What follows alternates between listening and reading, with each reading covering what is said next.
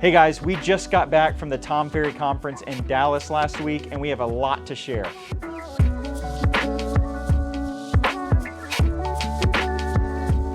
Hey guys, it's Colton Kelly Watkins with the Bridge Group with EXP, and we are here with some of our awesome team members. We have Nick, Nikki, and Catherine, and we all just got back from a recent conference, the Tom Ferry Success Summit in Dallas, and there was about 4,000 people there, all the top agents around the nation, getting together, learning and growing so we can bring back an awesome experience for you guys. Nick, Nikki, Catherine, y'all shared some awesome things this morning in our team meeting about what we brought back, but what did you get for our clients? Maybe some good information about the market for our database that would be valuable. I think it's just the broad question, the general question, is this market going to stay as crazy as it is with low inventory and the interest rates as well?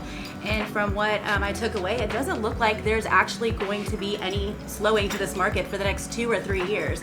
So I think that some people who are thinking they're going to wait this out, kind of see if it's time to buy, I think still not waiting is not a good idea. So the thing is that if you're a buyer, buy now, buy as soon as you can. Those interest rates are going to be going up.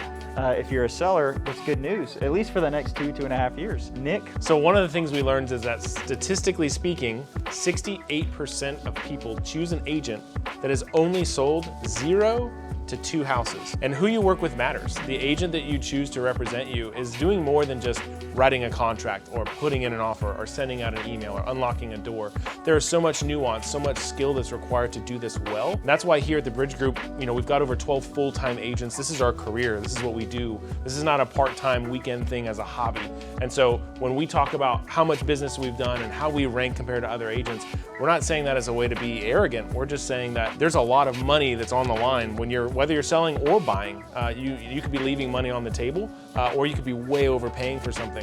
Or if we're just talking about making offers on properties, if there's 15 offers on a house that you want, then there's a lot of terms that you need to have an agent who understands the contracts and who has a strategy to help you get the best price for that house or to win over everybody else. That's a huge thing, strategy and skill, and those only come with reps. And so if you have an agent that is only doing 0 to 2 transactions a year versus an agent that does 22 to 40 transactions a year, which one is going to have the more skill and the better strategy to get your offer favorably in front of the seller? All right, Catherine, what did you get from the conference last week? Yeah, so a big thing is right now it is a seller's market, and so we have our buyers that need to put in a competitive offer, right? So we want to wow them with presentation. A big thing is working with a reliable agent whose experience is going to be able to talk the terms with you. Get creative with it. I mean, we can even offer the seller a dinner gift card to really sweeten the deal. Oh, easy. All right. But we're talking about appraisal waivers, a free leaseback period, remove as much contingencies as possible so that our offer is the strongest for our clients so that we can win them that house. So it's all about creating that relationship with that agent and them creating that relationship with that seller, that we are going to be the best agent to get the deal done, and they're going to want to work with us throughout the entire transaction, because they don't want to work with one of those agents that's only done 0 to 2 deals on the other side, because they're going to be doing the work on both sides of the deal. So that's another thing that we learned about getting your buyer's offer accepted as well. And one of the things that Tom Ferry spoke about that has been getting a little bit more talked about in the last 3-4 conferences we've gone to was something called iBuyers. And everyone on this team has worked with iBuyers and gotten their sellers way more than what an iBuyer would be. Now, what is an iBuyer?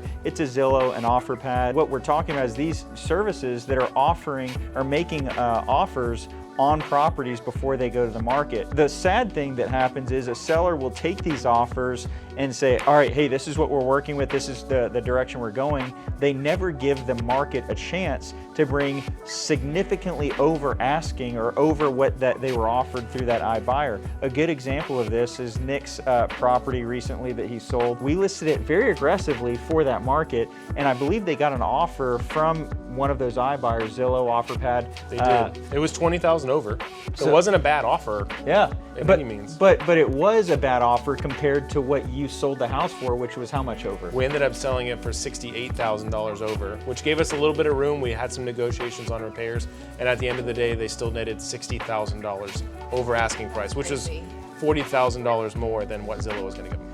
So that's insane. But the thing is it could have been, for them a very bad deal to only settle with $20,000 over that asking price, that aggressive asking price, versus $68,000 over. So when you open up as a seller your property to the entire market, to more than one offer from Zillow or OfferPad or whatever else, then you are bound to get a much better result. When people are fighting over it, you're going to get a better result. My biggest takeaway was one of the awesome speakers that they brought in, which was Seth Godin, who was a marketing genius. I know Cole's been following him for many years, and he just kind of sharing about how to create your brand. And one of the things that he talked about was that he has always been under the impression that he wants to be remarkable. That was kind of one of the terms that he mentioned. What he described it as was something that someone would make a remark about. So anything that's a little bit interesting or out of the ordinary.